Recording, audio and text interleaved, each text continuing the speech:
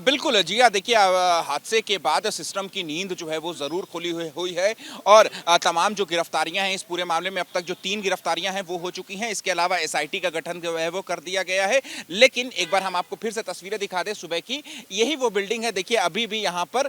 जो जो धुआं है, यानी कि कल जो आग लगी थी तकरीबन 2:30 बजे के करीब, उसके बाद यहाँ पर इस आग पर काबू पाया गया। 15 लोगों की जिंदगियां इस आग में चली गई। इसके बावजूद आप देख सकते हैं कि कितनी भयावह और भीषण आग थी। उसका धुआं जो है वो अगली सुबह तक भी यहाँ पर निकलता हुआ दिखाई दे रहा है। लेकिन मैं जिया आपको बता दूं कि मैं कल रात भी यहाँ था, आज भी मैं यहाँ पर हूँ और ये बिल्डिंग में जो जो तस्वीरें हैं वो चीख चीख करके ये गवाही दे रही हैं कि ये बिल्डिंग जो है वो एक तरीके से कह सकते हैं कि बारूद के ढेर पर खड़ी हुई थी। कई सारे संकेत और निशान इस बिल्डिंग पे साफ तौर पर दिखाई दे रहे हैं, जो कि बार बार ये अलामत थी कि इस बिल्डिंग में कुछ ना कुछ हादसा जो है वो जरूर हो सकता है। क्या थी वो अलामत, तो अगर आप कहेंगे तो मैं आपको बता दूंगा। ये जो सामने की आप मेन एंट्रेंस आप देख रहे हैं, यही मेन एंट्रेंस एकमात्र ऐसा रास्ता था जो कि इस बिल्डिंग के अंदर जाया जा सकता था और इसी रास्ते से आया जा सकता था। तो पहला जो सवाल है कि कैसे आवासीय परिसर का जो है कमर्शियल गतिविधियों के लिए इस्तेमाल किया जा रहा है, और अगर कमर्शियल गतिविधियों के लिए इस्तेमाल किया जा रहा है तो फिर इसकी एंट्री और एग्जिट जो है वो एक कैसे हो सकती है। दूसरी चीज कि अगर कमर्शियल बिल्डिंग है तो फिर इसमें फायर उपकरण जो है वो कहां पर है। एक भी फायर एक्सटिंग्विशर जो है वो मुझे यहां से अंदर नहीं दिखाई पड़ा है, क्योंकि मैं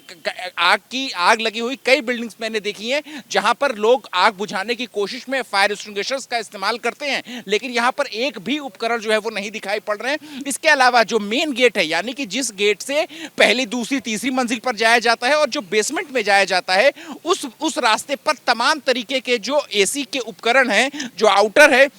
वो यहाँ पर लगाए गए हैं। इसके अलावा बिजली की जो व्यवस्था है वो भी अनियमित तरीके से, इर्रेगुलर तरीके से की गई है, जिसका जिक्र जो है वो एफआईआर में भी किया गया है। तो ये तमाम कई चीजें हैं और जो सबसे बड़ी मुख्य वजह बनी है, जैसा कि मंत्री ए.के. शर्मा ने बताया कि इस बिल्डिंग के बेसमेंट में जो एसी लगी थी वहां पर ब्लास्ट हुआ और वहां पर ब्लास्ट होने के बाद जो आग की लपटें हैं, वो जो धुआं है वो ऊपर की ओर जाता है और ये धुआं ऊपर की ओर इतनी तेजी से गया कि जो पूरे 3 मंजिल तक जो कमरे थे उन कमरों में धुआं जो है वो एक साथ लगातार बढ़ता चला गया। और जो बच्चे जो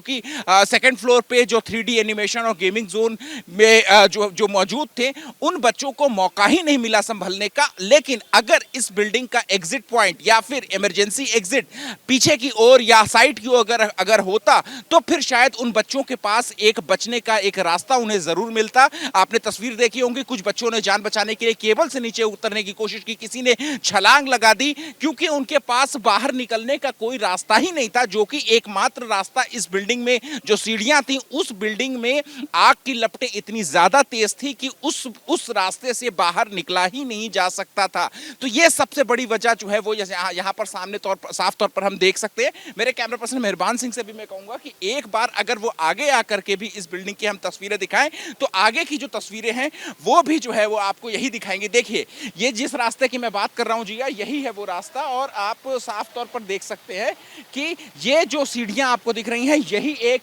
एंट्री और यही एकमात्र एग्जिट का जो रास्ता है वो यहाँ पर जो है वो यहाँ पर आप देख सकते हैं कि यही और एंट्री और एग्जिट का रास्ता है और इससे ही बाहर जो है वो नहीं निकल पाए। अभी भी जो पेट शॉप और पेट क्लिनिक की जो मैं बात बता रहा हूँ, जो कि इस बिल्डिंग में चलती थी, उसके जो यहाँ पर जो खाने की चीजें हैं वो सारी चीजें जो है वो जरूर है। इसके अलावा एक बहुत अहम वजह ये भी रही है इस आग के इतनी तेजी से फैलने की कि इस बिल्डिंग में तमाम जो वोलेटाइल सामान यानी कि ज्वलनशील पदार्थ जो है उसका इस्तेमाल करके इस बिल्डिंग को रेनोवेट किया गया था। इस वजह से भी जब आग की लपटें उठी तो आग की लपटें उठने के बाद उन लकड़ी के सामानों या पीवीसी कह लीजिए, उनमें जो आग की लपटें हैं वो बहुत तेजी से फैलती गई और फिर अचानक जो आग की लपटें हैं वो ऊपर चली गई और आखिरकार जो तस्वीरें जो निकल करके सामने आई वो इतनी भयावह थी कि वो आने वाले कई दशकों तक जो है वो यहाँ पर